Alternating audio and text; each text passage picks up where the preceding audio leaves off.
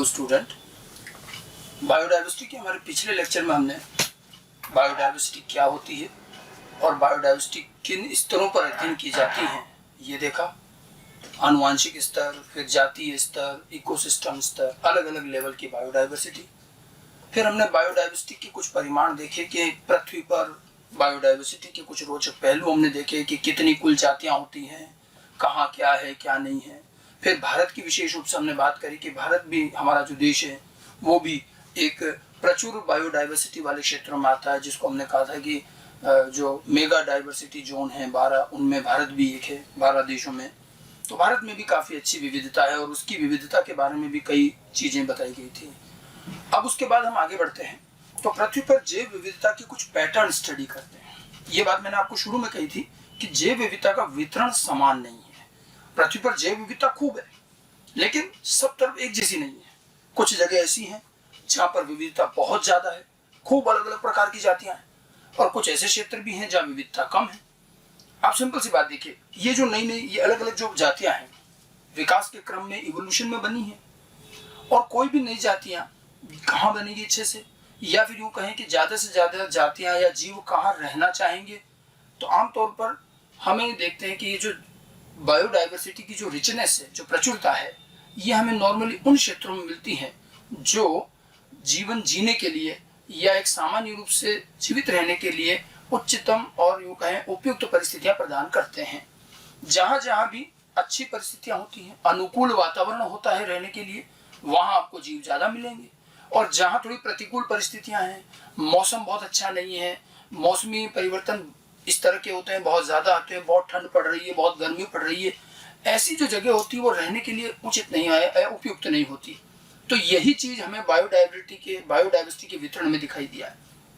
पृथ्वी पर हमें बायोडाइवर्सिटी उन क्षेत्रों में ज्यादा मिली है जहां पर मौसम, जलवायु, पोषण, सारी चीजें उपयुक्त हों और अच्छे से उपलब्ध हों, अनुकूल परिस्थितियां ज्यादा हो। वहां आपको तरह तरह के जीव जंतु मिल जाएंगे, वहां बायोडाइवर्सिटी ज्यादा मिलेगी, वहां विकास का भी क्रम उसी हिसाब से चलेगा, नई जातियों का विकास भी अच्छे से होगा। और जहां थोड़ी प्रतिकूल परिस्थितियां हैं वहां हमें जैव विविधता में कमी भी मिलती है। तो वो पैटर्न हम समझना चाह रहे हैं। इसके लिए थोड़ा सा हमें पृथ्वी का भौगोलिक स्थिति भी जाननी चाहिए, उससे हमें थोड़ी चीजें समझ में आनी चाहिए। भूगोल में जैसे हम पढ़ते हैं विषुवत रेखा होती है और उसके बाद उत्तरी गोलार्ध और दक्षिणी गोलार्ध दोनों चीजें हैं, ध्रुव है, उत्तरी ध्रुव और दक्षिणी ध्रुव। तो पूरी पृथ्वी पर किस तरह से हमारी वनस्पति और जीवों का वितरण है, कैसे बायोडाइवर्सिटी का वितरण है, वो पैटर्न किस तरह का होता है, कुछ हम इसी चीज पर आज बात करेंगे, अध्ययन करेंगे। तो अध्ययन करने में हमें किस प्रकार की चीजें नजर आती हैं, ये सारी चीजें, ठीक है। तो हमारा जो आज का पार्ट है जैव विविधता के प्रतिरूप यानी कि पैटर्न और ग्रेडियंट ऑफ बायोडाइवर्सिटी। कि बायोडाइवर्सिटी में हमें पृथ्वी पर किस प्रकार के पैटर्न मिलते हैं, क्या है। इसके अंदर हमें एनसीईआरटी में दो चीजें दी गई हैं। एक तो है अक्षांशीय प्रवणता यानी कि लैटिट्यूडनल ग्रेडियंट, कि पृथ्वी के जो अलग अलग अक्षांश है, अक्षांश बदलने के साथ वहां का वातावरण, वहां की जलवायु, वहां की मृदा, हर चीज बदलती है।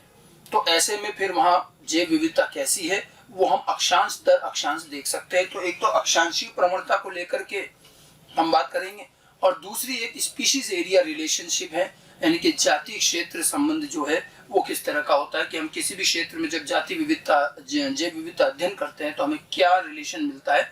ये दोनों पैटर्न आज हम यहाँ पर पहले देखेंगे, ठीक है। फिर हम जैव विविधता की कुछ महत्ता पर आगे बात करेंगे, ठीक है। वैसे अगर आप देखिए कि मैं अगर यूं मान लीजिए जैसे हमारा ये पृथ्वी का पार्ट है पूरा, तो हम इस पे जरा से लेटीट्यूड देखें। ये मान लो अर्थ है, वैसे तो इसका एक अच्छा डायग्राम मैं भी आगे भी बताऊंगा आपको।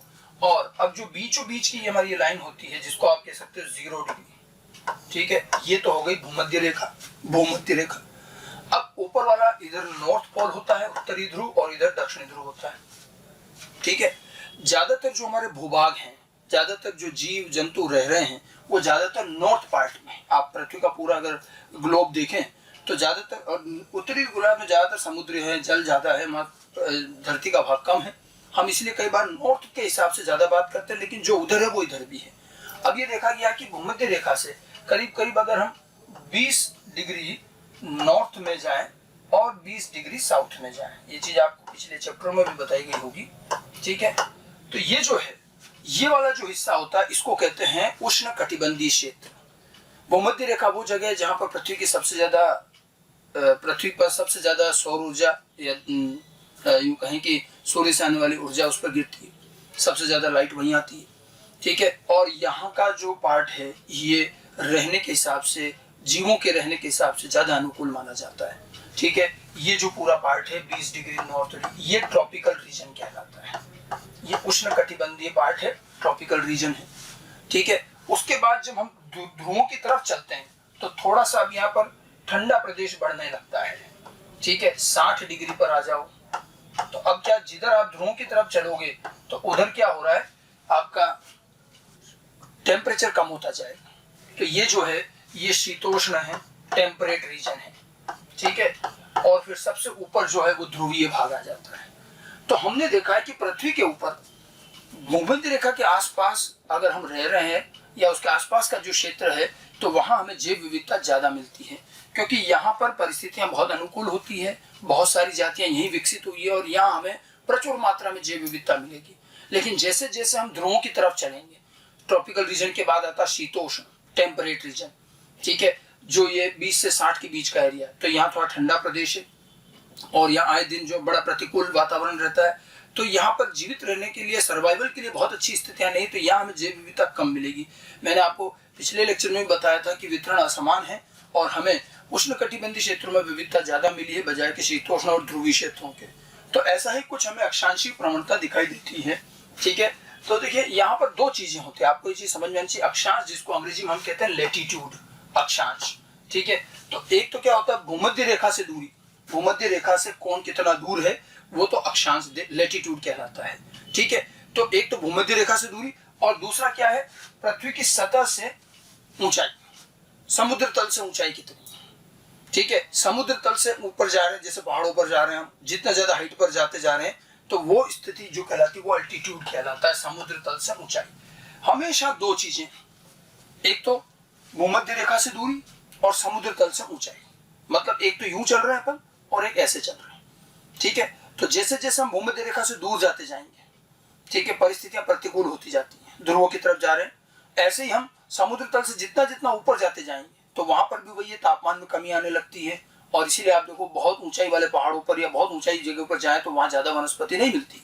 ठीक है, और यही दो ग्रेडियंट हम समझेंगे। पहले तो हम लेटीट्यूड की बात करेंगे, मतलब भूमध्य रेखा से दूरी की बात करेंगे, फिर समुद्र तल से ऊंचाई की भी बात करेंगे बाद में।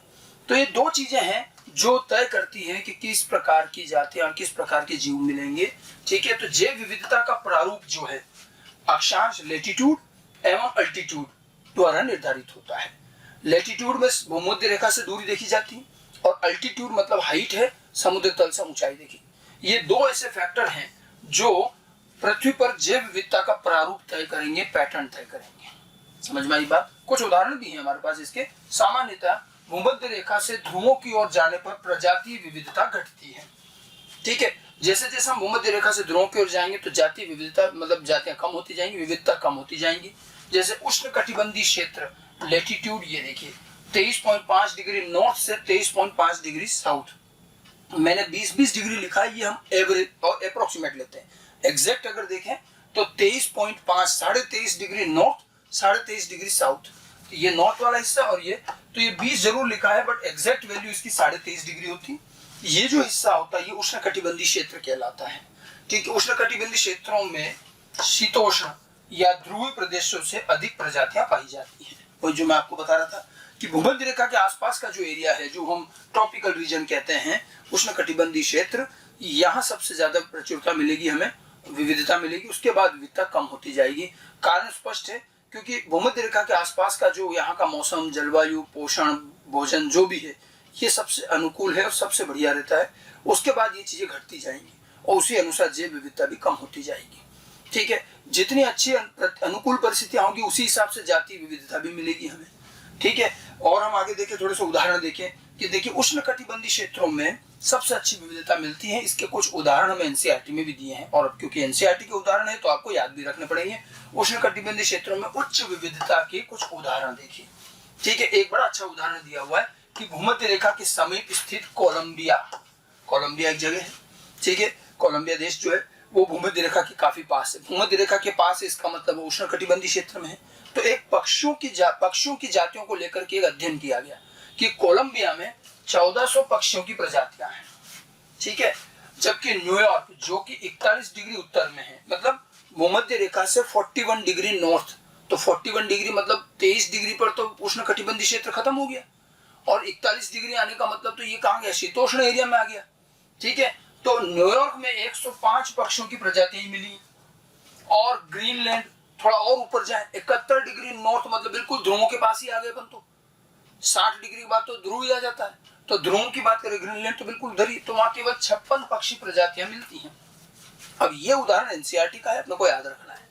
ये कहना ये चाह रहे हैं कि जैसे जैसे हम भूमध्य रेखा से दूर जा रहे हैं, ध्रुव की तरफ जा रहे हैं, तो पक्षियों की प्रजातियां कम होती जा रही है। एक उदाहरण है जीव विविधता कैसे घट रही है, ठीक है। कोलंबिया में जहाँ 1400 पक्षियों की जातियां हैं, वहीं न्यूयॉर्क में 105 रह जाती है, और ग्रीनलैंड में केवल 56 रह जाती है, ठीक है। तो यहाँ दिख रहा है कि उष्णकटिबंधीय क्षेत्रों में हमें ज्यादा विविधता मिलती है। और उदाहरण देख सकते हैं भारत की अगर हम बात करें तो हमारा ज्यादातर हिस्सा उष्णकटिबंधीय क्षेत्रों में आता है, विशेष रूप से जो दक्षिण भारत का हिस्सा है, इवन मध्य प्रदेश और उसके नीचे का जो हिस्सा है, वो सब उष्णकटिबंधीय क्षेत्रों में जाता है। तो वहां पर भी 1200 से अधिक पक्षियों की प्रजातियां मिलती हैं, ठीक है। तो भूमध्य रेखा से जो जितना नजदीक है वहां विविधता ज्यादा है, और जैसे जैसे दूर होते जा रहे हैं तो कम होती जा रही है। भारत में 1200 के आसपास पक्षियों की प्रजातियां हैं। तो ये एक अध्ययन दिखा रहा है कि किस तरह से जैव विविधता का जो पैटर्न है वो कैसा है, देखिए, ठीक है। और देखिए, ठीक है, इक्वेटर के उष्णकटिबंधीय वन क्षेत्र में ये इक्वेटर नहीं, सॉरी, इक्वाडोर है। इक्वाडोर, इसको सही कर लें, इक्वाडोर भी एक देश का नाम है। इक्वाडोर के उष्णकटिबंधीय वन क्षेत्र में संवहनीय पौधे, मतलब जो वेस्कुलर प्लांट होते हैं, जिम्नोस्पर्म, एंजियोस्पर्म, इक्वाडोर भी उष्णकटिबंधीय क्षेत्रों का ही भाग है, और उसके वन क्षेत्र में संवहनीय पौधों की प्रजातियां यूएसए के मध्य पश्चिम में स्थित शीतोष्ण क्षेत्र से 10 गुना अधिक है। ये भी एक अध्ययन है। इक्वाडोर जो कि उष्णकटिबंधीय क्षेत्रों में है, इक्वाडोर के अंदर वहां पर जो संवहनीय पौधे हैं वो यूएसए में मिलने वाले संवहनीय पौधों से 10 गुना ज्यादा है। अब यूएसए तो पूरा शीतोष्ण क्षेत्र में चला गया, न्यूयॉर्क की भी हम बात कर रहे थे जैसे, तो यूएसए के मध्य पश्चिम में स्थित शीतोष्ण क्षेत्र से 10 गुना ज्यादा है। वहां 10 गुना ज्यादा प्रजातियां हैं पौधों की, संवहनीय पौधों की, किसमें, इक्वाडोर में, और जो कि भूमध्य रेखा के पास इक्वेटर के आसपास है, ठीक है। तो वहां पर आपको देखिए, वहां वेस्कुलर प्लांट्स जो हैं वो ज्यादा मिलेंगे। तो ये जो सारी चीजें हैं, ये सिर्फ ये दिखाना चाह रहे हैं कि उष्णकटिबंधीय क्षेत्रों के अंदर हमें ज्यादा विविधता मिलेगी। और एक और बेहतरीन उदाहरण हमें एनसीईआरटी में दिया है, और वो दिया है दक्षिण अमेरिका का। दक्षिण अमेरिका में पाए जाने वाले अमेजोन उष्णकटिबंधीय वर्षा वन। ये तो खैर बहुत फेमस जगह है, अक्सर कई बार वहां वनों में आग लग जाती है तो हम समाचार में भी सुनते। अमेजोन के जंगल विश्व के सबसे घने जंगलों में आते हैं, वर्षा वन है, बिल्कुल उष्णकटिबंधीय क्षेत्रों में भूमध्य रेखा के आसपास मिलते हैं। अमेजोन के वर्षा वन जो है सबसे घने और बहुत बड़े क्षेत्रों में आते हैं ये, ठीक है। Amazon tropical Amazonian rain forest कहते हैं। इसकी जैव विविधता पृथ्वी पर सर्वाधिक है। इस फॉरेस्ट में मानी जाती है कि विविधता, सबसे ज्यादा जैव विविधता हमें अमेजोन के जंगलों में मिलती है, ठीक है। अनफॉर्चुनेटली कई कारणों से आजकल वहां आग लग जा रही है, उनको बुझाना मुश्किल हो जाता है, कई जीव जंतु मर भी रहे हैं, और अमेजोन के जंगल नष्ट भी होते जा रहे हैं, तो जैव विविधता का बड़ा नुकसान भी हो रहा है। नुकसान पर तो हम आगे बात करेंगे चैप्टर के अगले हिस्से में। बाकी अमेजोन फॉरेस्ट, ये उष्णकटिबंधीय वर्षा वन पृथ्वी में वो जगह है जहाँ सबसे ज्यादा जैव विविधता मिलती है, और ये उष्णकटिबंधीय क्षेत्र में है। यहाँ कुछ उदाहरण दिए हैं, ये एनसीईआरटी के एग्जाम्पल हैं। अगेन, यहाँ 40,000 पादप प्रजातियां, और इस वनों में 40,000 पादप प्रजातियां अब तक हम ज्ञात कर चुके हैं। 3,000 मछलियों की प्रजातियां हैं, मत्स्य, 1300 पक्षी, 427 स्तनधारी, 427 उभयचरी, 378 रेप्टाइल तथा 1,25,000 अकशेरुकियों की प्रजातियां पाई जाती हैं। अब ये नाम तो, अब ये आंकड़े तो याद रखने पड़ेंगे कि करीब 40,000 के आसपास पौधों की जातियां मिली हैं, ठीक है। 3,000 मछलियों की जातियां हैं, ठीक है। 1300 पक्षियों की, 427 मैमल्स की, 427 एम्फीबियंस की हैं, और 378 प्रकार के रेप्टाइल्स, और करीब 1,25,000 से भी ज्यादा प्रकार के अकशेरुकी इनवर्टिब्रेट्स मिलते हैं, ठीक है। और ये तो अभी जो अध्ययन हुआ उसकी बात कर रहे हैं। वैज्ञानिकों का अनुमान है कि इन वर्षा वनों में अभी भी कम से कम 2 लाख तो कीट प्रजातियों की खोज की जानी बाकी है, ठीक है, मतलब अभी भी यहाँ और भी बहुत सारे इंसेक्ट, कीट तो वैसे भी बहुत ज्यादा होते हैं, हमने पिछली बार भी बताया था आपको, 2 लाख से ज्यादा कीटों की प्रजातियां अभी भी खोज होनी बाकी है। जैव विविधता अभी भी पूरा अध्ययन नहीं हुआ, चल रहा है, लेकिन जितना हुआ वो एक अमेजोन वर्षा वनों का यहाँ पर दे रखा है कि अमेजोन के जो फॉरेस्ट होते हैं, ठीक है, यहाँ सब बहुत घने फॉरेस्ट है और तरह तरह की विविधता है, बहुत ही प्रचुर मात्रा में यहाँ पर जैव विविधता मिलती है। तो उष्ण कटिबंधीय क्षेत्रों में हमें विविधता ज्यादा मिलेगी, उससे कम शीतोष्ण में और फिर उससे कम ध्रुवीय और आर्कटिक क्षेत्रों में मिलेंगी। ठीक है, थोड़ा सा आपको ये ज्योग्राफिकल एरिया से ढंग से समझ में आना चाहिए, ताकि हम विविधता की प्रवणता भी उसी तरह से चलेगी जैसे अल्टीट्यूड लेटीट्यूड की चलती है। तो ये तो कुछ उष्ण कटिबंधीय क्षेत्रों के उदाहरण हो गए। ठीक है, आगे देखें, उष्ण कटिबंधीय क्षेत्रों में अत्यधिक जैव विविधता के कारण अब एक सवाल ये उठता है कि आखिर उष्ण कटिबंधीय क्षेत्रों में इतनी अच्छी विविधता क्यों है। मैंने आपको एक तो बताया था कि भाई यहाँ रहने के लिए, जीवित रहने की जो अनुकूल परिस्थितियां वो ज्यादा होती है, लेकिन इसके 3 कारण हमें एनसीईआरटी में दिए हैं। इस पर क्वेश्चन भी बनता है कि आखिर उष्ण कटिबंधीय ट्रॉपिकल रीजन्स में इतनी बढ़िया जैव विविधता क्यों होती है। तो उसके 3 कारण हैं। सबसे पहला कारण जो है वो हम थोड़ा सा पीछे के इतिहास से लें, तो उष्ण कटिबंधीय क्षेत्र जो हैं उनमें बहुत ज्यादा परिवर्तन नहीं हुए हैं। शीतोष्ण क्षेत्र जो हिमनद है, जहाँ बर्फ जमी हुई रहती है, और आप देखिए, आपने पढ़ा भी होगा कि आइस एज आए हुए हैं, हिमायु जिसको कहते हैं, कि कई बार पीछे के इतिहास में अगर देखें लाखों साल पहले, तो कई बार ऐसा हुआ है कि पूरे एरिया में बर्फ जम गई, पूरे पौधे जंतु सब नष्ट हो गए। तो वहां पर मौसमी परिवर्तन बहुत ज्यादा हुए शीतोष्ण एरिया में बजाय की ट्रॉपिकल रीजन में। अगर हम इसका एक एक पॉइंट देखें, तो जो जातीय उद्भव है जिसको हम स्पीशियलाइजेशन कहते हैं, ये समय के साथ होने वाला काम है। ये तो हम भी जानते हैं, इवोल्यूशन में नई जातियों का निर्माण में समय लगता है, और जैसे जैसे समय निकलता है और लाखों करोड़ों सालों में जाकर के नई नई जातियां बनती हैं, तो ये समय के साथ होने वाला कार्य है। और शीतोष्ण क्षेत्रों में प्राचीन समय में बार बार हिमनद ग्लेशिएशन होते रहने के कारण यह क्षेत्र बाधित होता रहा है। यहाँ बहुत ज्यादा परिवर्तन आया, कई बार पूरे में बर्फ जम गई, बर्फ की मोटी चादर और वर्षों तक जमी रही, और वहां की सारी वनस्पति जीव खत्म हो गए, फिर वो बर्फ पिघली, फिर नए सिरे से वापस जीवन शुरू हुआ। तो इसलिए वहां इतना ज्यादा फ्लक्चुएशन और डिस्टर्बेंस रहा है कि यहाँ पर बहुत अच्छे से नई जातियों का विकास और इवोल्यूशन का ये कार्य इतने अच्छे से हुआ नहीं, ये बहुत ज्यादा ही बाधित रहे। जबकि उष्ण कटिबंधीय क्षेत्र लाखों वर्षों तक व्यवधान रहित रहे हैं। उष्ण कटिबंधीय क्षेत्रों में इतने ज्यादा फ्लक्चुएशन नहीं आए, इतने ज्यादा विचलन नहीं आए, और ये बिल्कुल अनडिस्टर्ब्ड रहे। जहाँ जो क्षेत्र इस प्रकार की प्रतिकूल परिस्थितियों से व्यवधान रहित होते हैं, तो वहां फिर जीवों की वृद्धि अच्छी होती है, इवोल्यूशन की गति बढ़िया रहती है, नई नई जातियां जल्दी विकसित होती हैं, और इसीलिए आज हमें उष्ण कटिबंधीय क्षेत्रों में ज्यादा जातियां, ज्यादा विविधता मिलती है।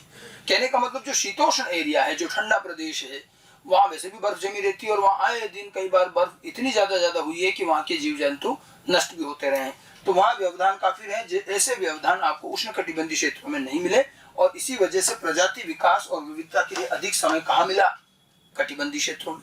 उष्ण कटिबंधीय क्षेत्रों में वृद्धि और विकास का समय ज्यादा मिला है और बिल्कुल व्यवधान रहित रहा है, जबकि यहाँ बहुत ज्यादा डिस्टर्बेंस रहा है, और इसीलिए हम शीतोष्ण क्षेत्रों में ज्यादा जाति विविधता नहीं देख पाते, एक कारण। दूसरा कारण, उष्ण कटिबंधीय क्षेत्र का पर्यावरण शीतोष्ण पर्यावरण की तुलना में कम मौसमी परिवर्तन दर्शाता है।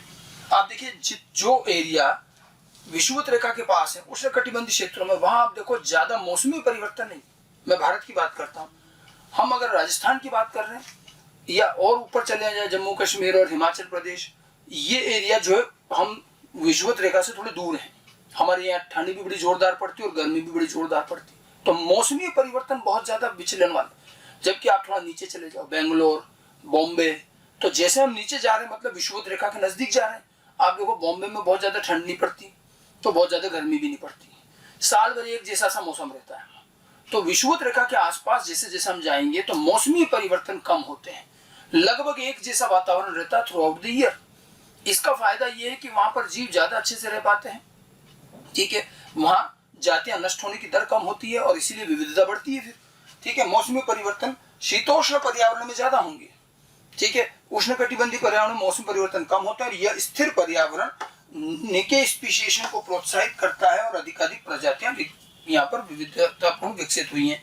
क्योंकि देखिए, जब वातावरण में ज्यादा फ्लक्चुएशन नहीं होगा तो फिर जीवों का वृद्धि, विकास और नई नई जातियों का निर्माण और ये सारा कार्य ज्यादा अच्छे से होगा। निके आपको आगे के चैप्टर में बताया भी जाता है कि एक विशिष्ट क्षेत्र जहाँ एक जाति का जीव जो रहता है उसके अपने क्षेत्र को निके कहते हैं।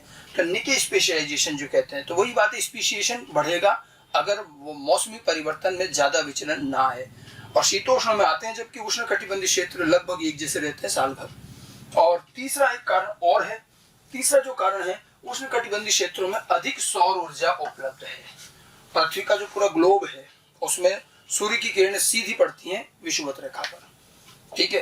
तो इक्वेटर पर विषुवत रेखा पर सबसे ज्यादा धूप आती है, सबसे ज्यादा सौर ऊर्जा मिलती है। और जब सौर ऊर्जा ज्यादा मिलेगी तो पौधे अच्छे विकसित होंगे, प्रकाश संश्लेषण ज्यादा होगा, और कुल मिलाकर के यहाँ पर जो है अपने आप जो है, जब प्रोड्यूसर पौधे ज्यादा होंगे तो हर चीज उसी अनुसार अच्छी बनेगी।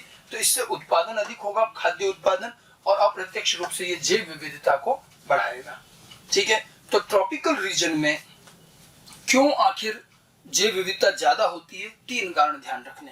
पहला कारण, अगर हम पास्ट पुराने इतिहास से देखें तो ट्रॉपिकल रीजन में इतने ज्यादा व्यवधान नहीं आए हैं जैसे कि टेम्परेट रीजन में, शीतोष्ण क्षेत्रों में आए हैं। शीतोष्ण क्षेत्रों में पिछले में देखें हम लाखों सालों, हजारों सालों में, तो कई बार वहां पर बड़े बड़े हिमनद हुए हैं और पूरी जीव जंतु खत्म भी हो गए हैं। तो वहां इतने व्यवधान हुए कि वहां बहुत अच्छे से नई जातियों का विकास नहीं हो पाया, इसलिए हमें विविधता उष्ण कटिबंधीय क्षेत्रों में ज्यादा मिलती है। दूसरा कारण है, उष्ण कटिबंधीय क्षेत्रों का मौसम, वहां की जलवायु साल भर लगभग एक जैसी रहती है, जबकि शीतोष्ण क्षेत्रों में जलवायु भी परिवर्तन भी बहुत ज्यादा होते हैं, ठंड भी बहुत ज्यादा और गर्मी भी ज्यादा। इस वजह से ऐसी विषम परिस्थितियों में फिर ज्यादा जीव जंतु और जातियां डेवलप नहीं होती।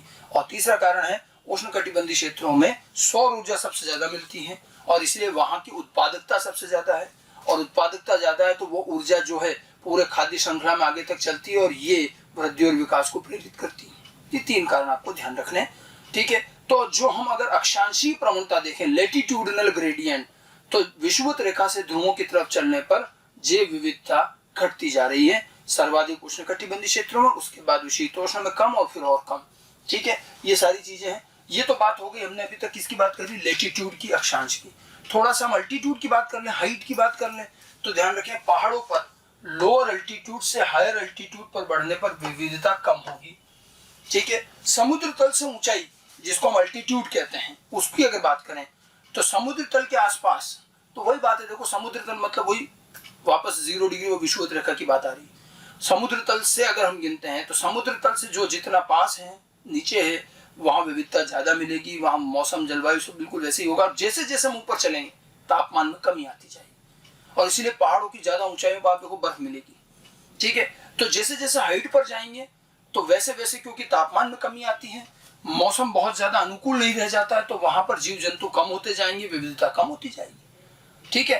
तो विषुवत रेखा से लैटिट्यूड बढ़ने पर, दूरी बढ़ने पर भी, और समुद्र तल से ऊंचाई बढ़ने पर भी विविधताएं कम होती जाएगी, इसमें भी विविधता कम होती जाएगी। उच्च अल्टीट्यूड पर बढ़ने पर तापमान में कमी आती है, और तापमान की कमी व अत्यधिक मौसमी परिवर्तन जैव विविधता के लिए कम जैव विविधता के लिए उत्तरदायी, ठीक है। तो ये बात अल्टीट्यूड की हो गई।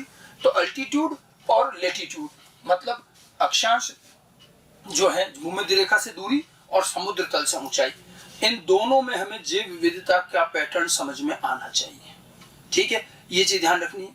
थोड़ा सा मैं इसको थोड़ा डायग्रामेटिकली और दिखाने की कोशिश करता हूँ, ठीक है। इससे पहले थोड़ा सा आप ये फॉरेस्ट भी देख लें। ये तो आपको वैसे कई बार इकोसिस्टम और ऑर्गेनिज्म एंड पॉपुलेशन में भी बताया जाता है जब हम बायोम वगैरह पढ़ते हैं, तो वही चीज है। इसको अगर आप देखें कि किस प्रकार के वन है, क्या है, तो आप यहाँ देखिए भारत और विश्व के अक्षांश और वनों के प्रकार, ठीक है। लैटिट्यूड और लैटिट्यूड के आधार पर कौन कौन से वन कहाँ मिलते हैं, ठीक है।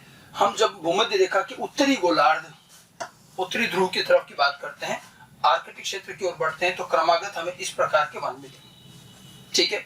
सबसे पहले उष्ण कटिबंधीय वर्षा वन, ट्रॉपिकल रेन फॉरेस्ट, 0 डिग्री से 20 डिग्री नॉर्थ। मैं नॉर्थ का बता रहा हूँ क्योंकि नॉर्थ में ज्यादातर जलवायु है, पृथ्वी जमीन वहीं ज्यादा है, साउथ की तरफ कम है, ठीक है। यानी कि विषुवत रेखा से 20 डिग्री, मैंने अभी बताया था वही चीज है, 20 डिग्री नॉर्थ पे जाते हैं तो 20 डिग्री तक तो क्या है, उष्ण कटिबंधीय वर्षावन है। 20 से 40 डिग्री पर ट्रॉपिकल डेसिडियस फॉरेस्ट है, ये भी उष्ण कटिबंधीय क्षेत्र ही है, लेकिन ये डेसिडियस है, मतलब एक तरह से पतझड़ वन। देखिए ये जो है ये सदाबहार वन है, वर्षावन सदाबहार वन होते हैं, इनमें साल भर पौधे जो है हरे ही रहते हैं, और जो उष्णकटिबंधीय पतझड़ वन है, इसमें साल में एक बार उनकी पत्तियां झड़ जाती हैं, फिर नई उगती हैं। तो ये उष्णकटिबंधीय क्षेत्र है, सदाबहार वन और वर्षा वन। ये 0 डिग्री से 20 डिग्री और 20 से 40 डिग्री के बीच रहते हैं, ठीक है। उसके बाद 40 से 50 डिग्री ये रहता है शीतोष्ण पतझड़ वन, ठीक। अब ये शीतोष्ण क्षेत्र चालू होगी, शीतोष्ण डेसिडियस और टेम्परेट ब्रॉड लीफ फॉरेस्ट, मतलब ये शीतोष्ण क्षेत्र है और ये भी पतझड़ वाला एरिया है। और यहाँ पर चौड़ी पत्ती वाले पौधे ज्यादातर मिलते हैं 40 से 50 डिग्री, ठीक है। उसके बाद में 50 से 60 डिग्री, ये और हम ऊपर की तरफ और ध्रुवों के पास चले गए तो वहां पर अब आते हैं शीतोष्ण शंकुधारी वन, एल्पाइन कहते हैं जिसको। इसमें क्या होते हैं, यहाँ पर कॉनिकल फॉरेस्ट होते हैं, जो जिम्नोस्पर्म जो कॉनिकल होते हैं और जिनमें सुई जैसी निडल जैसी पत्तियां होती हैं, वो मिलेंगे इसमें। जैसे पाइनस वगैरह जो होते हैं, जिम्नोस्पर्म्स जो होते हैं, वो मिलेंगे पहाड़ों पर जब हम जाते हैं अधिक ऊंचाई पर। और फिर उसके बाद तो 60 डिग्री और उसके आगे तो फिर ध्रुवीय क्षेत्र आ जाता है, जिसको हम टुंड्रा वनस्पति कहते हैं, टुंड्रा बायोम भी कहते हैं, ठीक है। तो कुल मिलाकर देखिए 1 2 3 4 5, मैंने 5 प्रकार के आपको फॉरेस्ट के प्रकार बताए और इनमें विविधता भी इसी तरह से चलेगी। ये तो देखिए ज्योग्राफी की चीज है वास्तव में तो, लेकिन हमें पता होनी चाहिए, क्योंकि हम बायोडाइवर्सिटी को पृथ्वी पर देख रहे हैं उसका वितरण। तो हम अगर भूमध्य रेखा 0 डिग्री से चलते हैं उत्तरी ध्रुव की तरफ, क्योंकि यहाँ पर उत्तरी गोलार्ध की बात कर रहे हैं, ठीक है। ऐसी ही चीजें दक्षिण में भी रहेंगी, लेकिन हमें ज्यादातर उत्तरी गोलार्ध में ही वनस्पति मिलती हैं। तो हम देखते हैं कि 0 से 20 डिग्री तक ये सबसे विषुवत रेखा का सबसे नजदीक वाला भाग है। यहाँ पर सदाबहार वन होते हैं, उष्णकटिबंधीय वर्षा वन कहते हैं। फिर 20 से 40 डिग्री पर भी उष्णकटिबंधीय क्षेत्र है, लेकिन ये पतझड़ वन होते हैं। 40 से 50 डिग्री पर ये भी पतझड़ वन है, लेकिन ये शीतोष्ण प्रकार, क्योंकि अब तापमान थोड़ा ठंडा होता जा रहा है, ठीक है। उसके बाद में 50 से 60 डिग्री पर शंकुधारी वन है, जो आप देखेंगे ऊंचे पहाड़ों पर जो शंकुधारी वन मिलते हैं सुई जैसी पत्तियों वाले। और फिर 60 से ऊपर जो हैं वो आएंगे सारे टुंड्रा वाले, जहाँ बहुत कम वनस्पति मिलती है। तो ये तो अलग अलग प्रकार के वनों को लेकर के एक एरिया है। आप इस चीज को डायग्राम में भी देखें तो देखिए, ये एक मैंने पृथ्वी का पूरा एक ग्लोब बना रखा है। आप इस ग्लोब के इसमें देखिए, ये है इक्वेटर 0 डिग्री, यहाँ पर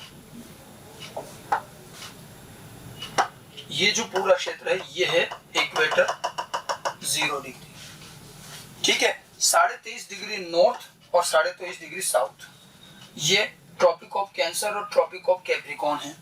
कर्क रेखा, मकर रेखा तो नाम सुना ही होगा। तो ये तो जनरल जो ज्योग्राफिकल पार्ट है। तो 23.5 डिग्री नॉर्थ और 23.5 डिग्री, इसी में ही हम कह रहे थे 0 से 20 डिग्री करीब यहाँ आएगा 20 डिग्री। तो ये वाला जो पूरा बेल्ट है एक तरह से, ये 20 डिग्री वाला, ये पूरा का पूरा एरिया जो है ये किसका हो गया, ये ट्रॉपिकल रीजन कहलाता है, उष्णकटिबंधीय क्षेत्र। फिर उसके बाद आगे जाते हैं, देखिए 23.5 डिग्री के बाद 66 डिग्री व 60 डिग्री तक का ये जो पूरा पार्ट है ये टेम्परेट जोन कहलाता है, शीतोष्ण। इधर भी वही टेम्परेट जोन है।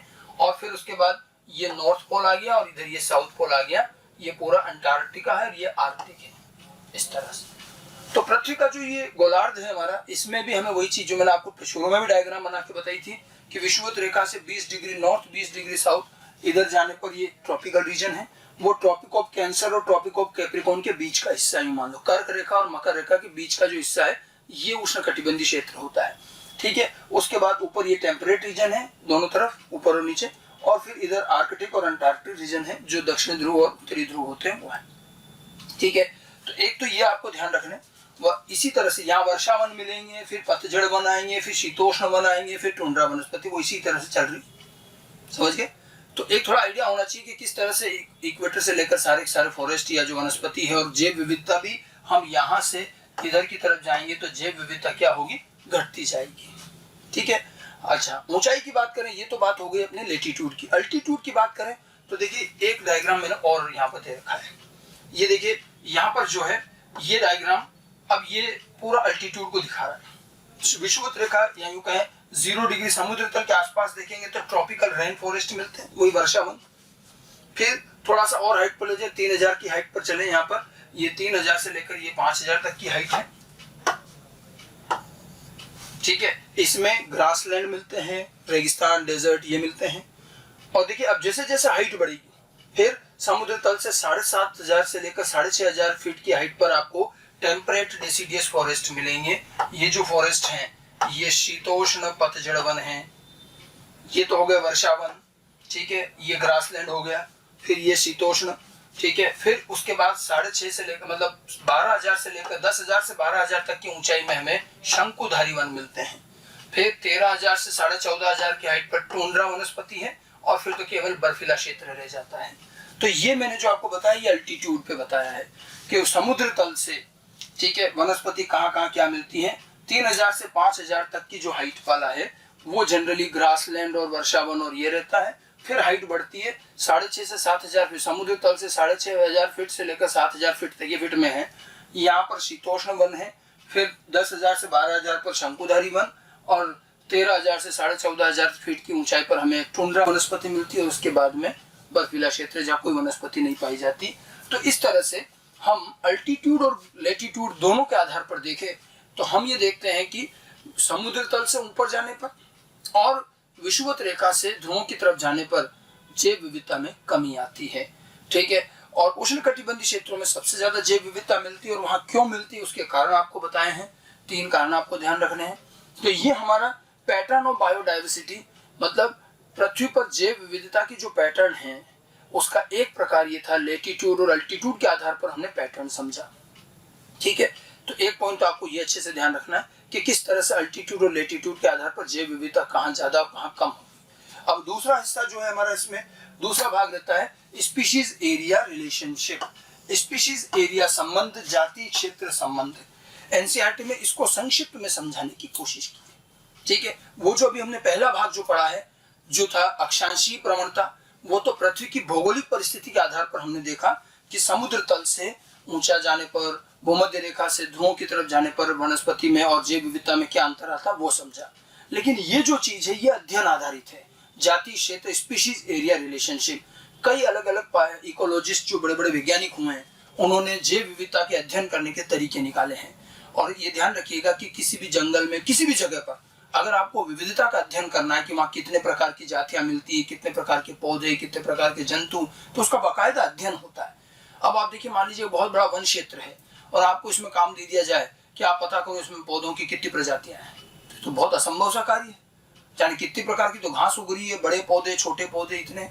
तो एक स्टूडेंट के दिमाग में हमेशा आता है कि आखिर इन बड़े बड़े क्षेत्रों का अध्ययन कैसे होता है। हम कैसे कह रहे हैं कि साहब इस वन में इतने प्रकार के पौधे और इतने प्रकार के जंतुओं की जातियां पाई जाती हैं, तो अध्ययन कैसे करते हैं। जब ये अध्ययन के तरीके विकसित हुए तो वहीं से एक संबंध निकल कर आया, स्पीशीज एरिया रिलेशनशिप। मैं इस पर आने से पहले थोड़ा सा मैं आपको समझा दूं कि अध्ययन का तरीका क्या होता है। एक सामान्य तरीका कहलाता है क्वाड्रेट मेथड, वो आपके कोर्स में नहीं है, लेकिन मैं अध्ययन का आपको छोटा सा तरीका बताता हूँ। जैसे देखिए, ये मान लीजिए ये कोई बहुत बड़ा एक जंगल है, एक फॉरेस्ट एरिया है, बड़ा सा, कई किलोमीटर में फैला हुआ। हमें इसका अध्ययन करना है कि यहाँ कितने प्रकार की पौधों की जातियां पाई जाती हैं, विविधता अध्ययन करनी। तो कैसे करेंगे? अब ऐसे थोड़ी करेंगे कि एक साइड से पौधों को गिनने लग जाएंगे कितने, पैसे तो संभव ही नहीं। जब भी बृहद स्तर पर काम होता है तो सैंपलिंग की जाती है, सैंपल में अध्ययन करेंगे। तो क्या करते हैं, एक सीधा सा तरीका क्वाड्रेट मेथड, कई मेथड है उसमें से मैं एक मेथड आपको बता रहा हूँ। इसमें क्या करते हैं, 1 मीटर बाई 1 मीटर का एक वर्ग बनाते हैं, ठीक है। 1 मीटर बाई 1 मीटर का स्टैंडर्ड तो 1 बाय 1 है, बड़ा भी ले वो अलग बात है। और उसको रैंडमली इस पूरे जंगल में अलग अलग जगहों पर रखते हैं। जैसे हमने यहाँ पर ये 1 बाई 1 मीटर का एक स्क्वायर, मतलब बना बनाया था लकड़ी का, बाकायदा प्रैक्टिकल अध्ययन होता है, उसको ले जाकर जंगल में कहीं पे हमने एक जगह डाल दिया, जहाँ अध्ययन करना वहां कहीं भी एक जगह डाल दिया। अब उस 1 मीटर स्क्वायर एरिया में अब उसमें अपन देखते हैं कितने प्रकार के पौधे हैं, कितने प्रकार की जातियां हैं। तो 1 मीटर स्क्वायर एरिया अध्ययन किया, ठीक है। फिर उसके बाद इसको यहाँ से उठाया, फिर थोड़ी दूरी पर फिर डाल दिया, फिर यहाँ डाल दिया। कहीं भी पूरे जंगल में अलग अलग जगहों पर हम क्या करते हैं, 1 मीटर स्क्वायर का वो क्वाड्रेट जो होता है उसको कहीं भी रैंडमली डाल देते हैं और उस 1 मीटर स्क्वायर एरिया में कितनी स्पीशीज आई वो गिन लेते हैं। ये हम कर रहे हैं सैंपलिंग। समझ में आ रही बात? ठीक है। अब आप देखिए, पहले 1 मीटर स्क्वायर एरिया में अगर मान लीजिए आपको पता चला कि हमारे पास 10 तरह की अलग अलग जातियां हैं, ठीक है। फिर आपने दूसरी जगह भी अध्ययन किया, ठीक है, तो यहाँ हो सकता है आपको 15 मिले। अब उन 15 में से कई तो वही होंगी जो पहले 10 में भी तो थी, मिलेंगे, और कुछ नई भी मिल जाएगी, ठीक है। फिर आपने तीसरे पे डाला तो कुछ पुरानी कुछ नई मिलेगी। मेरे कहने का मतलब, जैसे जैसे आप अपना अध्ययन क्षेत्र बढ़ाएंगे तो आपको नई नई जातियों का पता चलेगा, बढ़ेगी ना सर। तो जैसे जैसे हम अपना अध्ययन एरिया बढ़ाते हैं तो वैसे वैसे विविधता भी बढ़ती जाएगी। लेकिन इस पूरे वन में एक तो समय ऐसा आएगा ना जब उसके बाद आप चाहे कितने अध्ययन कर लो, फिर आपको जातियां बढ़ नहीं रही, वही की वही मिल रही है वापस। मतलब यहाँ पहले में 10 मिली थी, अगले में 15 मिली, मतलब 5 नहीं मिल गई, फिर तीसरे में मान लो 20 मिल गई, तो हमें 5-10 और नहीं मिल गई। लेकिन नई जातियां मिलने की एक सीमा तो होगी ना। एक समय तो ऐसा आएगा जब आपने इतनी अलग अलग जगह अध्ययन कर लिया और इतना सारा एरिया अध्ययन कर लिया कि इस पूरे जंगल में जितने प्रकार की जातियां थी वो आपके कहीं ना कहीं काउंटिंग में आ गई, तो क्या उसके बाद संख्या बढ़ेगी? उसके बाद नहीं बढ़ेगी। एक सीमा तक तो जैसे जैसे आप एरिया अध्ययन कर रहे हो, बढ़ाते जा रहे हो एरिया, तो जाति विविधता भी बढ़ेगी, जातियों की संख्या बढ़ेगी। लेकिन जब एक बार को जातियों की संख्या फिर उसके बाद कांस्टेंट सी हो जाएगी, फिर नहीं बढ़ेगी, क्योंकि जितनी थी वो सब गिनने में आ गई। तो ये एक सैंपलिंग मेथड कहलाता है अध्ययन का। ठीक है, अब मान लो ये पूरा वन जो था 100 किलोमीटर स्क्वायर एरिया में फैला हुआ है। आपने जो है ऐसे 10 क्वाड्रेट अध्ययन किए, तो आपने तो 10 मीटर स्क्वायर एरिया ही तो अध्ययन किया, और 10 मीटर स्क्वायर एरिया में आपको इतनी जातियां मिली, तो 100 किलोमीटर स्क्वायर एरिया में कितनी होगी वो अंदाजा लगाते हैं। लेकिन ऐसा भी नहीं करते कि सीधा हम इसको डायरेक्ट मल्टीपल कर लेते हैं इतने गुना, नहीं, ऐसा नहीं होगा कि मान लो 10 मीटर स्क्वायर एरिया में आपको मान लीजिए 100 प्रकार की जातियां मिली हैं 10 मीटर स्क्वायर एरिया में, तो ऐसा नहीं होगा कि 100 किलोमीटर स्क्वायर एरिया में उतनी गुना हो जाएंगी। जी नहीं, जातियां जो बढ़ती हैं शुरुआत में तो बढ़ती जाएंगी, लेकिन उसके बाद वो नियत हो जाती है, कांस्टेंट हो जाएंगी, क्योंकि आप फिर अलग अलग सब तरफ की आपने जातियां गिन ली, उसके बाद जातियों की संख्या थोड़ी बढ़ेगी। तो कहने का मतलब ये है कि जब हम किसी क्षेत्र की जैव विविधता अध्ययन करते हैं, तो शुरुआत में कुछ समय तक तो जैसे जैसे अध्ययन क्षेत्र बढ़ेगा वैसे वैसे जातियों की संख्या विविधता भी बढ़ेगी, लेकिन एक सीमा तक बढ़ेगी। उसके बाद आगे फिर अध्ययन क्षेत्र बढ़ाने पर भी आपकी विविधता नहीं बढ़ेगी। कारण यह है कि उस क्षेत्र में जितने प्रकार की जातियां थी वो आपके सैंपल में आ चुकी, तो अब कोई और नई जाति आपको दिख नहीं रही है, तो भले आप एरिया बढ़ाते भी जाओगे तो भी फिर जातियों की संख्या ज्यादा नहीं बढ़ेगी। इसी पूरे अध्ययन को हम क्या कहते हैं? Species area relationship. ठीक है, एरिया बढ़ाने के साथ स्पीशीज का बढ़ना। एक यहाँ पर जर्मन वैज्ञानिक है, देखिए, जर्मनी के महान प्रकृतिविद और भूगोल शास्त्री अलेक्जेंडर वॉन हम्बोल्ट, नाम याद रखना। अलेक्जेंडर वॉन हम्बोल्ट ने दक्षिणी अमेरिका के जंगलों के गहन अन्वेषण के समय दर्शाया कि कुछ सीमा तक, अब देखिएगा, कुछ सीमा तक किसी क्षेत्र की जाति समृद्धि अन्वेषण क्षेत्र की सीमा बढ़ाने के साथ बढ़ती है। थोड़ी हिंदी वो एनसीईआरटी वाली हिंदी है। ठीक है, अन्वेषण क्षेत्र का मतलब है अध्ययन क्षेत्र। अन्वेषण का यहाँ पर क्या मतलब है? अध्ययन। कि कुछ सीमा तक किसी क्षेत्र की जाति समृद्धि मतलब जातियों की संख्या अध्ययन क्षेत्र की सीमा बढ़ाने के साथ बढ़ती है। जैसे जैसे आप अध्ययन क्षेत्र बढ़ाओगे तो जातीय संख्या भी बढ़ेगी, लेकिन कुछ सीमा तक, जैसे मैंने आपको यहाँ बता रहा था मैं भी। ठीक है, उसके बाद नहीं बढ़ती है।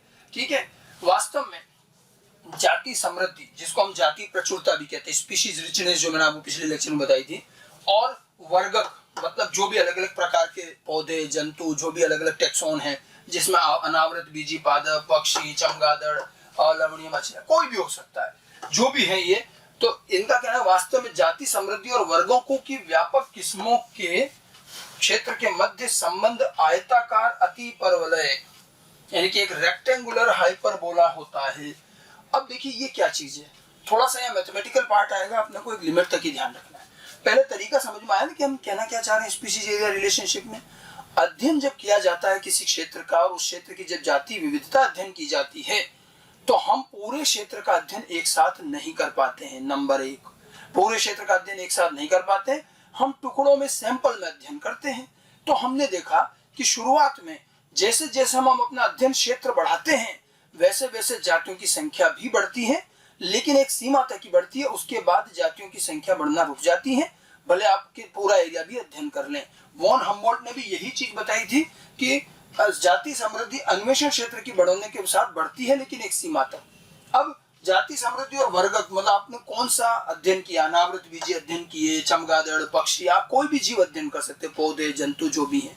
तो जब हम इन जीवों की जातियों का अध्ययन करते हैं, तो जिस तरह से वो बढ़ रही हैं और जिस तरह से आप एरिया बढ़ा रहे हो, इसको गणितीय रूप से इक्वेशन के रूप में लिखा जाता है। और गणितीय ये इक्वेशन जो ये कैसे आई, उसके डेरिवेशन पे तो अपन इतना नहीं जाए, लेकिन जब हम उसको एक इक्वेशन के रूप में लिखकर ग्राफ के रूप में दर्शाते हैं कि कितना एरिया बढ़ाने पर कितनी जातियां प्राप्त हुई, तो ये हमेशा एक रेक्टेंगुलर हाइपरबोला, ये आपने फिजिक्स वगैरह में सुना होगा, मैथ्स में सुना, हाइपरबोला होता है। तो एक रेक्टेंगुलर हाइपरबोला जैसा ग्राफ बनता है। यानी कि हमने अध्ययन किया गया क्षेत्र और स्पीशीज रिचनेस प्रचुरता, यानी कि जातियों की प्रचुरता कितनी मिली, इसको जब हम ग्राफ में दर्शाते हैं तो एक रेक्टेंगुलर हाइपरबोला बनता है। जरा इसको ऐसे देखिए, ठीक है। ये देखिए, ये जाति समृद्धि मतलब कितनी जातियां मिल रही और ये क्षेत्र, ठीक है। जैसे जैसे हम अध्ययन का क्षेत्र बढ़ाएंगे, इधर अध्ययन क्षेत्र बढ़ाएंगे तो जातियों की संख्या भी क्या हो रही है, बढ़ रही है, ठीक है, बढ़ती जा रही है। देखो फिर उसके बाद जाके ये थोड़ी सी स्थिर सी हो जाती है। तो जातियों की संख्या ये बढ़ती जा रही और इसको एक इक्वेशन द्वारा दर्शाया जाता है, ठीक है। ये इक्वेशन क्या है, S is equal to CA⁴Z। अब ये मैथमेटिकल इक्वेशन है और ये रेक्टेंगुलर हाइपरबोला बनाता है। ये तो केवल एक भाग दिख रहा है इसलिए आपको पूरा नहीं दिख रहा है, बाकी ये रेक्टेंगुलर हाइपरबोला दर्शाता है। यानी कि अध्ययन किए गए क्षेत्र और प्राप्त जातीय विविधता को जब हम ग्राफ द्वारा दर्शाते हैं तो एक रेक्टेंगुलर हाइपरबोला बनता है। तो एक तो ये ध्यान रखना, ये क्या क्वेश्चन में आ जाता है कई बार, ये रेक्टेंगुलर हाइपरबोला, ये ध्यान रखना है, ठीक है। ये किस किस के बीच में, जो भी हमने अध्ययन की जातियां और क्षेत्र जो हमने अध्ययन किया उसके बीच में ग्राफ पर ये एक रेक्टेंगुलर हाइपरबोला बनता है। इस हाइपरबोला को इस इक्वेशन से दर्शाते हैं, S is equal to CA⁴Z। S इसमें क्या है, जातीय समृद्धि मतलब वो जातीय प्रचुरता, और A यहाँ पर क्षेत्र है कि कितना क्षेत्र अध्ययन किया और कितनी जातीय प्रचुरता मिली। Z जो होता है और एक C, Z जो है ये ढाल है, ये जो इसका ढाल है ये Z है। अब ये गणितीय चीजें हैं, ठीक है। इसको हम कहते हैं समाश्रयण गुणांक या इंग्लिश में कहेंगे रिग्रेशन कोफिशिएंट।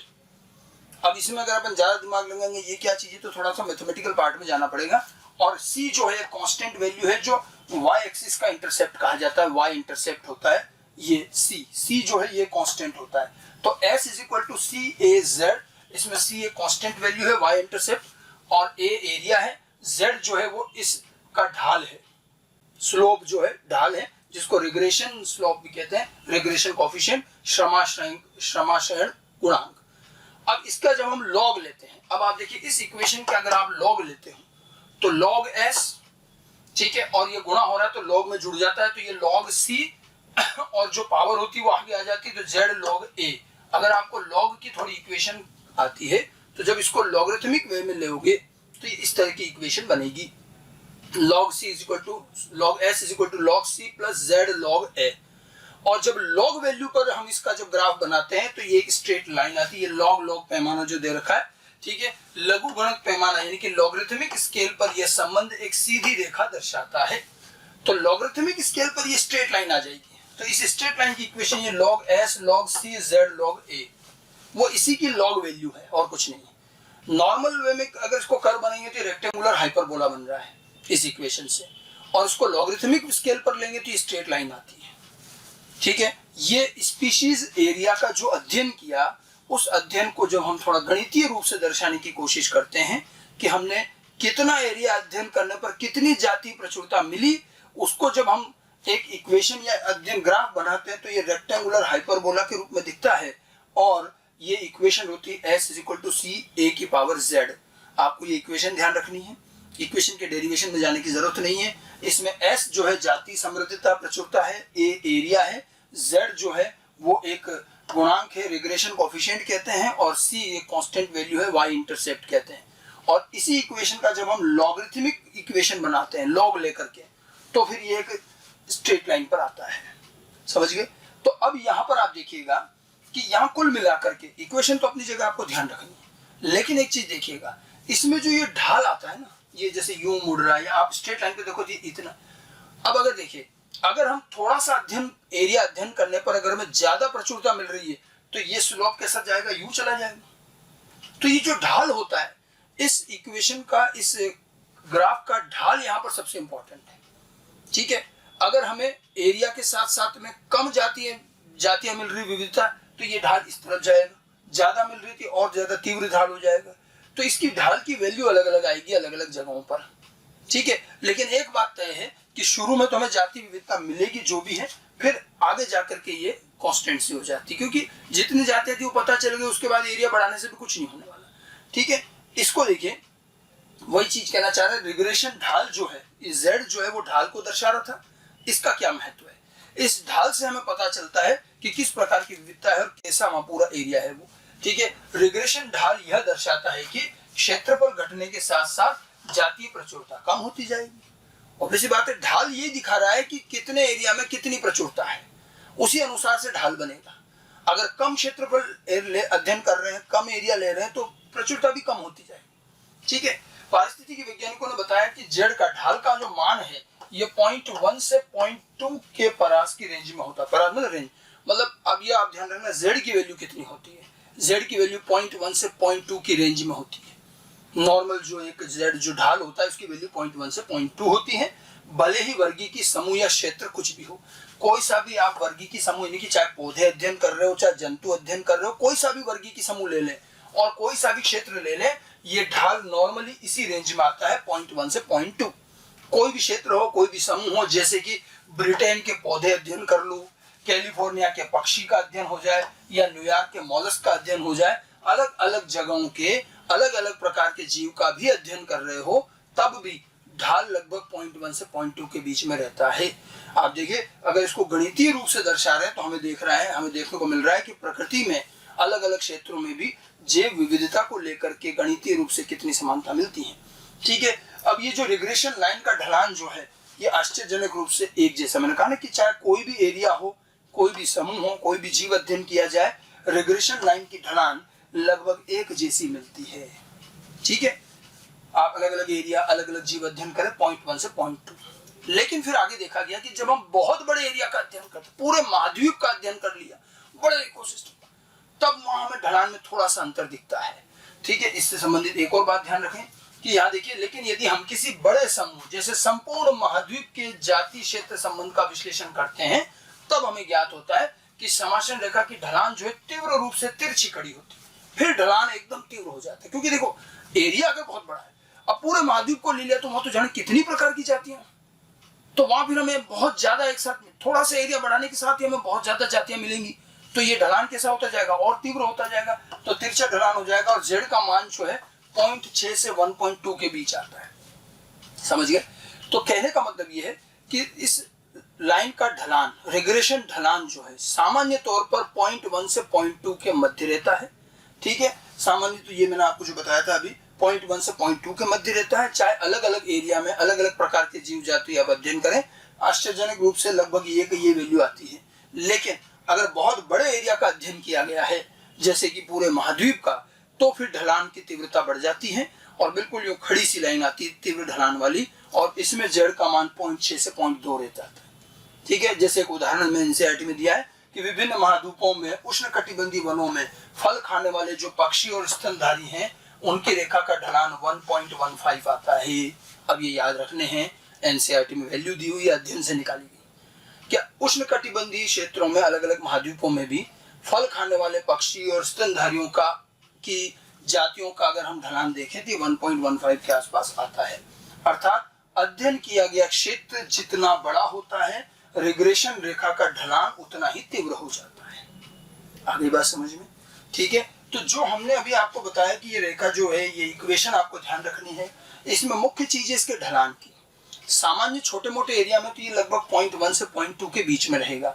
बहुत बड़े एरिया है तो ये ढलान थोड़ा और तीव्र हो जाएगा। फिर क्या होगा, जरा से एरिया अध्ययन करने पर हमें बहुत सारी जातियां मिलेंगी, तो ये ढलान थोड़ा सा तीव्र होता जाएगा। आमतौर पर ये 0.1 से 0.2 के बीच में रहेगा, और बड़े बड़े महाद्वीपों में फिर ये 0.6 से लेकर के 1.2 के बीच में आ सकता है। और जो हमें एक दो उदाहरण दिए हुए हैं वो आपको ध्यान रखने हैं। ठीक है, कि ये 0.6 से 1.2 के बीच में है, और जैसे कि ये फल खाने वाले पक्षियों के इसकी एक बार उदाहरण दिया कि 1.15 है। उष्णकटिबंधीय क्षेत्रों के वनों में फल खाने वाले पक्षी और स्तनधारी, मतलब जैसे बहुत बड़े एरिया में जब अध्ययन करते हैं तो ढलान तीव्र होता जाएगा, क्योंकि वहां जातियां ज्यादा मिलने की संभावना होगी, तो तीव्रता बढ़ती जाएगी ढलान की। ठीक है, तो ये एक स्पीशीज एरिया रिलेशनशिप है। ठीक है, आप देखिए, मैंने आपको आज बायोडाइवर्सिटी के कुछ पैटर्न बताए हैं। एक तो हमने नेचुरल पैटर्न लिया कि भूमध्य रेखा से हम ध्रुवों की तरफ चल रहे हैं तो कैसा क्या मिल रहा है, और समुद्र तल से ऊंचाई पर चल रहे हैं तो क्या हो रहा है, भूमध्य रेखा से ध्रुवों की तरफ जाने पर कहाँ कहाँ कौन से वन मिलते हैं, और उनकी जैव विविधता किस प्रकार से घट रही है, क्या है। तो एक तो हमने लैटिट्यूड और अल्टीट्यूड के आधार पर थोड़ी सी हमने विविधता के पैटर्न देखे और उसके कुछ उदाहरण आपको बताए हैं। अमेजोन फॉरेस्ट का यहाँ पर एग्जाम्पल है कि वहाँ कितने प्रकार के पक्षी, जीव जंतु, जो संख्या दे रखी है, ये सारे उदाहरण जो आंकड़े दिए हैं ये एनसीईआरटी में भी दिए हुए हैं और आपको ये लिख करके याद रखने पड़ेंगे। ये डायरेक्ट पूछे जाएंगे क्योंकि बायोडाइवर्सिटी में तो आंकड़े तो आएंगे और ये याद भी रखने पड़ेंगे। तो एक तो हमने नेचुरल पैटर्न देखा, एक हमने अध्ययन का पैटर्न देखा कि जब हम किसी क्षेत्र विशेष की जाति विविधता अध्ययन करते हैं तो उस समय हमें एक पैटर्न, एक रिलेशन मिलता है। हम देखते हैं कि अध्ययन का एरिया जैसे जैसे बढ़ाते हैं तो जातियां भी ज्यादा मिलती जाती हैं, विविधता बढ़ती जाती है, लेकिन एक सीमा तक ही बढ़ती है, उसके बाद नहीं बढ़ती। इसी चीज को हम इक्वेशन से दर्शाते हैं तो एक रेक्टेंगुलर हाइपरबोला का ग्राफ बनता है, उसको लॉगरिथम स्केल पर बनाएंगे तो स्ट्रेट लाइन बनेगी। इस लाइन का ढाल, जिसे हम रिग्रेशन कोएफिशिएंट कहते हैं, z से दर्शाते हैं और ढाल की वैल्यू अलग अलग होती है, सामान्य रूप से 0.1 से 0.2 के बीच में। लेकिन अगर बड़े महाद्वीप और बड़े एरिया का अध्ययन करते हैं तो ये और तीव्र ढाल होता है जो 0.6 से लेकर 1.2 के बीच में हो सकता है और 1.15 का एक उदाहरण और भी दिया हुआ है। ठीक है, यानी कि एरिया, जब बहुत बड़े एरिया का जब हम अध्ययन करते हैं तो जरूर ढाल तीव्र आता है।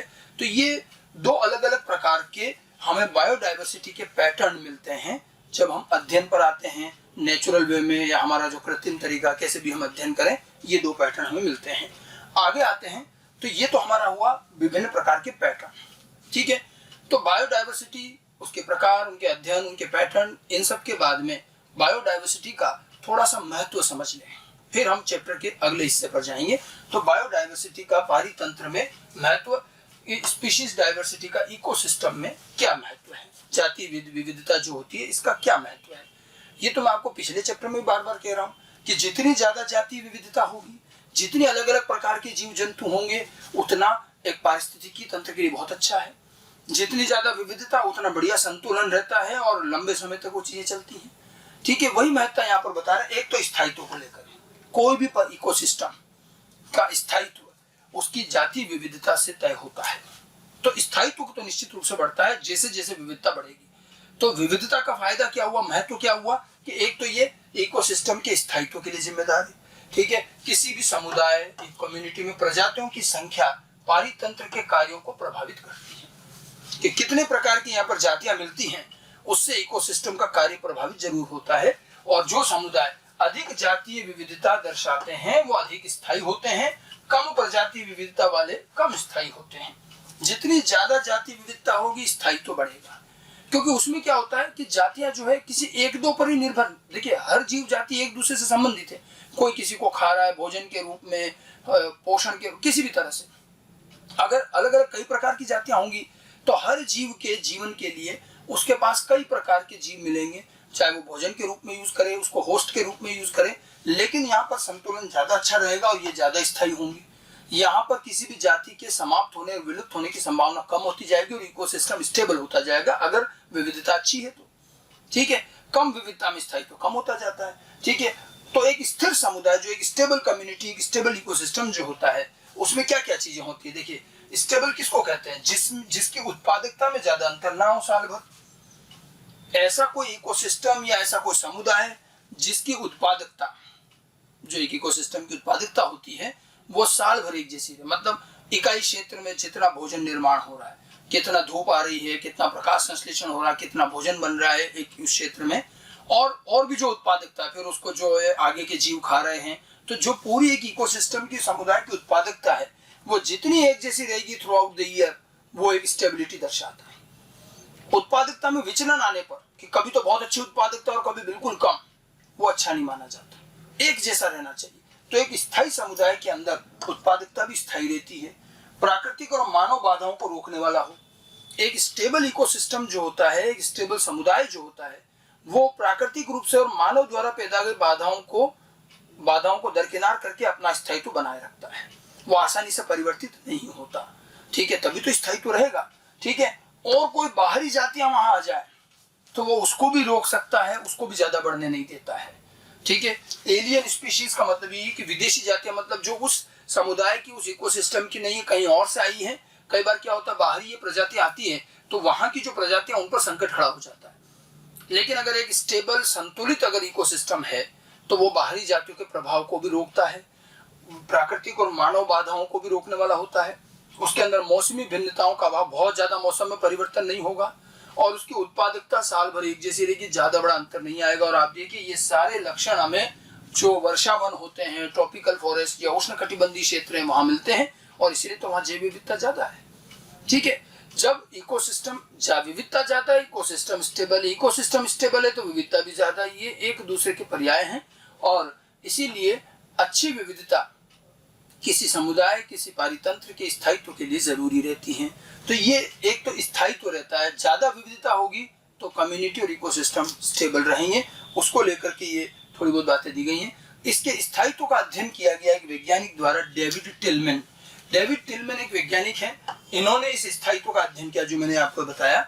इन्होंने क्या प्रयोगशाला के बाहर बड़े बड़े एरिया का अध्ययन किया है और जाति विविधता का अध्ययन करके उन्होंने निष्कर्ष निकाला है। इन्होंने प्रयोगशाला के बाहर भूखंडों पर दीर्घ अवधि के प्रयोग किए और इन्होंने बताया कि जिन भूखंडों पर अधिक प्रजातियां थी, साल दर साल कुल जैव भार में कम विविधता दर्शाई गई, और यह भी बताया गया कि प्रजाति विविधता बढ़ने से उत्पादकता भी बढ़ती है। डेविड टिलमैन का ये अध्ययन था, जब उन्होंने बड़े बड़े भौगोलिक क्षेत्र अध्ययन किए तो उन्होंने देखा कि जहां पर विविधता अच्छी थी, ज्यादा जाति विविधता थी, वहां पर साल भर का जो उत्पादकता, जो जैव भार, उत्पादकता से जैव भार आएगा। ठीक है, तो उनकी जो साल भर का जो जैव भाव है उसमें बहुत ज्यादा विविधता नहीं है, जैव भार में कम विविधता है, मतलब वो मोर और लेस साल भर एक जैसी उत्पादकता रही, एक जैसा जैव भार बना, और साथ में प्रजाति विविधता बढ़ने से उत्पादकता बढ़ती है और साल भर एक जैसी भी रहती है।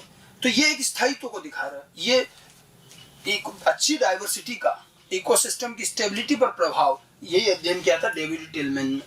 ठीक है, समृद्ध प्रजाति विविधता केवल पारितंत्र के लिए नहीं, एक और चीज जोड़ते हैं इसमें कि अच्छी जाति विविधता केवल इकोसिस्टम के लिए ही नहीं बल्कि मानव प्रजाति के अस्तित्व के लिए भी तो जरूरी। जहां जाति विविधता अच्छी होगी वहां मानव के लिए भी, मानव का भी जिंदा रहना ज्यादा आसान हो जाता है, मानव का अस्तित्व, क्योंकि मानव को भी इतने प्रकार के जीव जंतु जातियां रहेगी कि वो उनका समझदारी से उपयोग करके अपना अस्तित्व भी बचा सकते हैं। तो मानव के अस्तित्व के लिए भी, पारितंत्र की स्थायित्व के लिए भी अच्छी विविधता होनी चाहिए, बड़ी उपयोगी रहेगी। और डेविड टिलमैन का एक एग्जाम्पल ध्यान रखिएगा, ये अध्ययन कई बार उनका पूछ लिया जाता है, बड़े बड़े एरिया में अध्ययन करके उन्होंने अपना यह निष्कर्ष निकाला कि जितनी अच्छी विविधता होगी उत्पादकता उतनी अच्छी होती है, जैव भार साल भर एक जैसा रहता है और अच्छी उत्पादकता के साथ यहाँ पर जैव भार बनता है। ठीक है, तो एक तो यहाँ स्थायित्व की बात है कि जैव विविधता इकोसिस्टम या समुदाय की स्थायित्व और मानव के अस्तित्व के लिए आवश्यक है। दूसरी एक और चीज, ठीक है, कि जैव विविधता का एक और अध्ययन है पारितंत्र स्वास्थ्य, मिलता जुलता सही है। इकोसिस्टम का स्वास्थ्य का मतलब है यहाँ पर उसकी हेल्थ से रिलेटेड, मतलब इकोसिस्टम कितना अच्छे से मेंटेन रहेगा।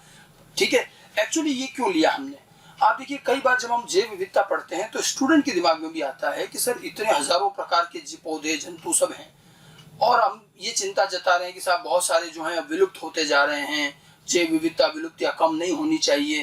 तो यहाँ प्रश्न उठता है कि सर अगर एक दो प्रकार की जातियां विलुप्त भी हो गई तो क्या फर्क पड़ रहा है, इतने प्रकार के पौधे हैं, इतने दूसरे जीव हैं कि अगर कुछ विलुप्त भी हो गए तो क्या फर्क पड़ता है। तो ऐसा नहीं है, ये ध्यान रखना, जैव विविधता की महत्ता आपको यहाँ दिखेगी कि हर छोटी से छोटी जाति भी, जैव विविधता के अंदर मिलने वाली हर छोटी से छोटी जाति भी पूरे पारितंत्र के स्वास्थ्य के लिए बहुत जरूरी है।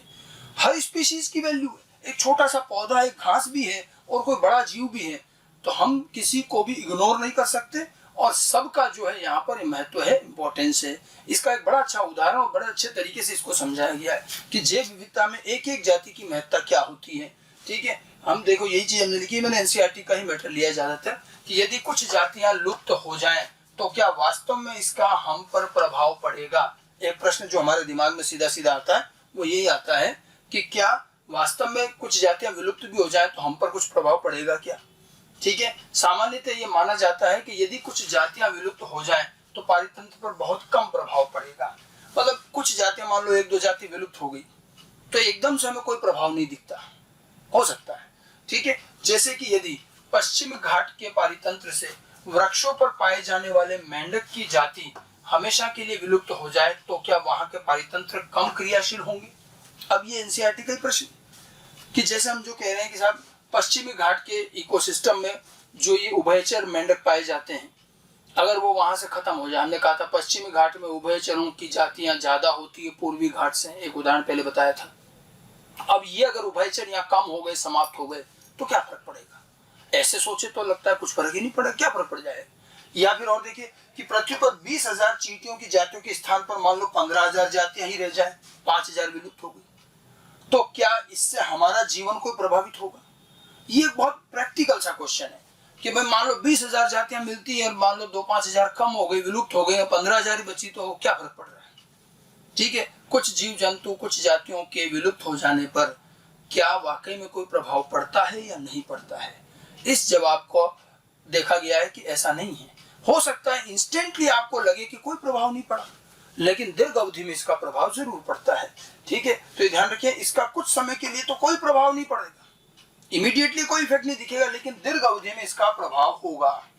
ठीक है, और इसीलिए प्रचुर जैव विविधता किसी पारितंत्र के अच्छे स्वास्थ्य, स्वास्थ्य का मतलब यह संतुलन से है, अच्छे स्वास्थ्य या संतुलन के लिए अति आवश्यक होती हैं। ठीक है, एक एक जाति की महत्ता है। ठीक है, हम ये ना सोचे कि कुछ चली भी जाएंगे तो क्या फर्क पड़ता है, वो इकोसिस्टम के संतुलन के लिए जरूरी है। और इस बात को समझाने के लिए एक बड़ा अच्छा प्रयोग किया गया और एक उदाहरण से समझाया गया। तो पहले तो ये चीज समझ में कि स्वास्थ्य का मतलब क्या है। एक तो स्थायित्व की बात हो गई, क्या अच्छी जैव विविधता जो है इकोसिस्टम और समुदाय के स्थायित्व के लिए जरूरी है, बड़ा स्टेबल रहता है, संतुलन रहता है। ठीक है, और दूसरा स्वास्थ्य, स्वास्थ्य मतलब वो संतुलन। ठीक है, इसलिए ज्यादा विविधता हमेशा अच्छी क्यों मानी जाती है? क्योंकि एक इकोसिस्टम का स्वास्थ्य, उसका संतुलन भी अच्छा बना रहेगा। जैसे देखिए, एक बड़ा अच्छा एक्सपेरिमेंट किया गया है, इकोलॉजिस्ट है पॉल एहरलिच। पॉल एहरलिच ने एक रिवेट कॉपर हाइपोथेसिस द्वारा ये समझाया कि कैसे प्रजातीय विलुप्तता मनुष्य प्रजाति को नुकसान पहुंचा सकती है। अब इन्होंने हमें समझाने की कोशिश करी कि क्यों एक एक जाति महत्वपूर्ण है और इन जातियों के विलुप्त होने से हमें क्या नुकसान हो सकता है। जैसा कि मैंने आपको निष्कर्ष में बताया कि इमीडिएटली तो आपको कोई इफेक्ट नहीं दिखेगा कि कुछ जातियां विलुप्त हो गई, हमारे को कोई फर्क नहीं पड़ा, लेकिन दीर्घ अवधि में इकोसिस्टम पर जरूर फर्क पड़ेगा। इसका उदाहरण दिया रिवेट कॉपर हाइपोथेसिस के माध्यम से। इन्होंने एक परिकल्पना की, इस परिकल्पना के अनुसार एक वायुयान, एक एरोप्लेन, वायुयान को हम यहाँ पारितंत्र भी मान सकते हैं, उसको एक इकोसिस्टम मान लो।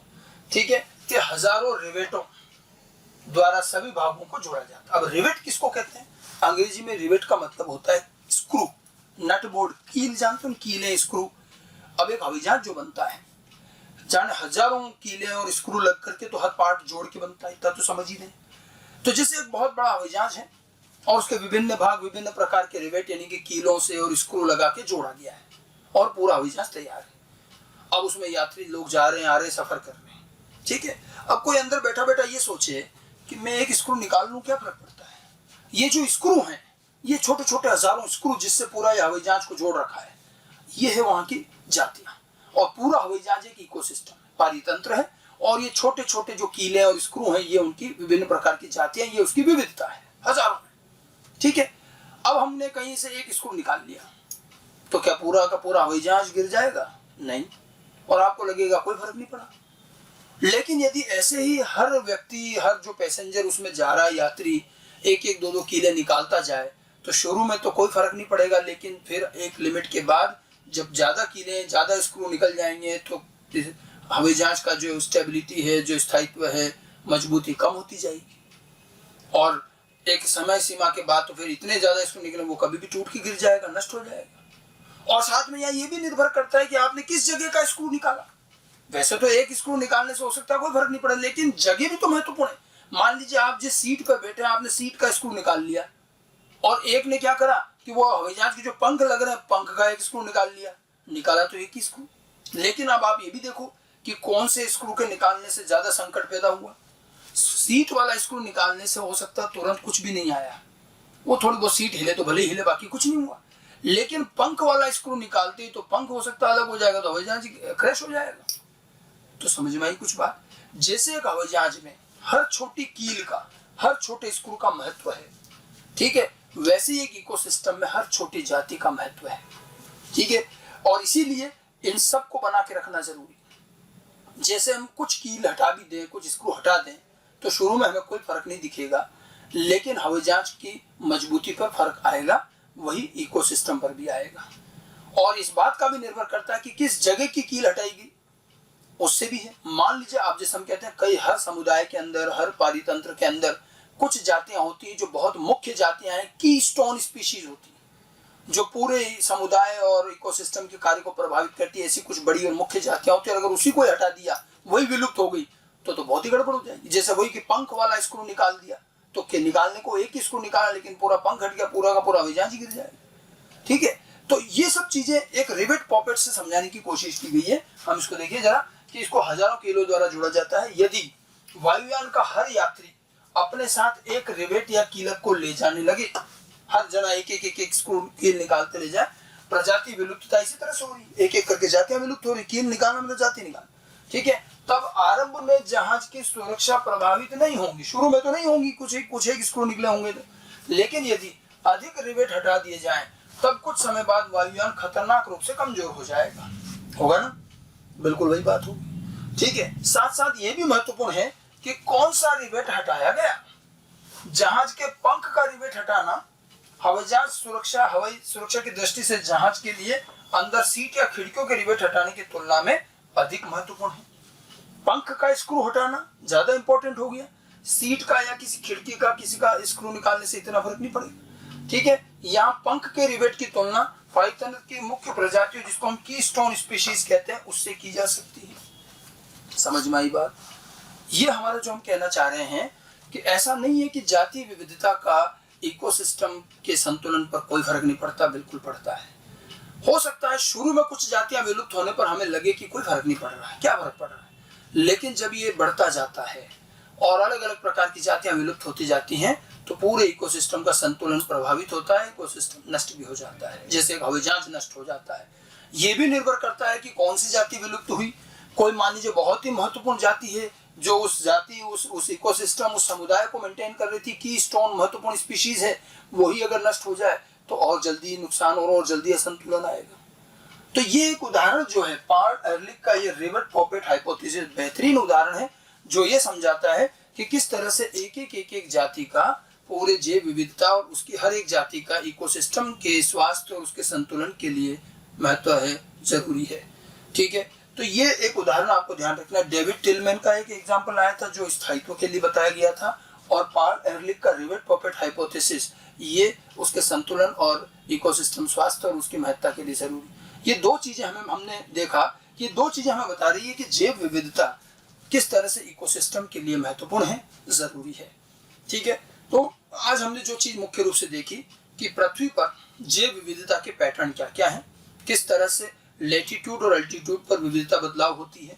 साथ में जब हम अध्ययन करते हैं तो हम जितना क्षेत्र अध्ययन कर रहे हैं, हमारा स्पीशीज एरिया रिलेशनशिप और उसकी इक्वेशन ध्यान रखनी है, उसका ग्राफ ध्यान रखना है, उसका ढाल जो आया वो कैसे कब क्या आता है वो ध्यान रखना है, और इसके साथ साथ जैव विविधता का एक पारितंत्र के लिए क्या महत्व हो सकता है, कैसे वो स्थायित्व के लिए जरूरी है और कैसे उसका स्वास्थ्य और संतुलन जरूरी है जैव विविधता का, उसमें भी क्या रोल रहता है, ये चीज हमें ध्यान रखनी है। डेविड टिलमैन का और पार्ल एहरलिख का जो ये एक्सपेरिमेंट है ये ध्यान रखेंगे, और वॉन हम्बोल्ट की जो इक्वेशन है और जो रेक्टेंगुलर हाइपरबोला वाला स्पीशीज एरिया रिलेशनशिप का कर्व है, ये सारी बातें ध्यान रखनी है। और पृथ्वी की भौगोलिक स्थिति के आधार पर विषुवत रेखा से कौन से वन कहाँ कहाँ मिलते हैं, उष्णकटिबंधीय क्षेत्र कौन सा, टेम्परेट कौन सा, वो सारी चीजें ध्यान रखनी है। ठीक है, एनसीईआरटी से भी इस पूरे पार्ट को आप अच्छे से रीड कर लें। सारे एग्जाम्पल जो आंकड़े हमने दिए सब एनसीईआरटी के ही हैं और इसलिए कोई सा भी पूछा जा सकता है। बिल्कुल आपको सबको याद भी रखना है, अच्छे से ढंग से लिस्ट बनाकर ध्यान रखें। Okay, thank you.